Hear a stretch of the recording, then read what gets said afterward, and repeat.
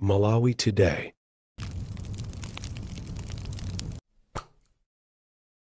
Nego ye kufikano kwa President His Excellency Professor Peter Mutharika kuno ku maliro McFarlane Madi zimene anatisiya masiku angapo apitawa pa ngozi ya galimoto imene inachitika mu mzinda wa Blantyre. So kuno ndiku Balaka kuja ku Isa imene kuchitika mwambo wa maliro kumeneyo.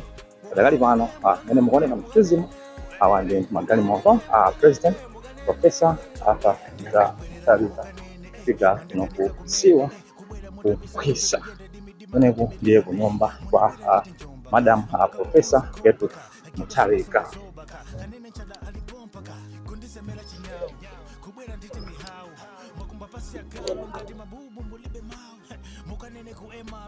You can tell them how I got paid, cause I be hustling all day. Not in there, but I'm okay. I'm on my knees, mama, don't cry. Conversating with the most high. Get a glory so I won't die. Fake friends wanna know why. Can a young king make moves anymore? I got everybody scared trying to blow my downfall. Muganene, muganene, muganene, muganene, muganene, muganene, muganene, mukatoke. Kaya wabudumani, muganene, muganene. Kaya wabunamizani, muganene, mukatoke. Emwe wabudumani, muganene, muganene.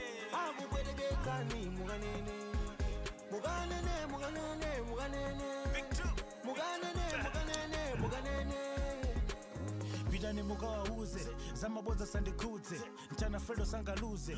Only weapon is the most high. Muganene ku police. Fredo kiss me in peace. Young boss for the business. Sindi panga za uchizi. Alangizita ndi avuavu kusanasiana na kumama tavona maina kucha nendi mkuu amai mkuu zilonse mwene wana sokuneva aibizi amesega hasizani maso amesega bamsega licheno kucho atiyawona walandira President amene so kalima President alowa na kumulekwa nakumasi kena kusose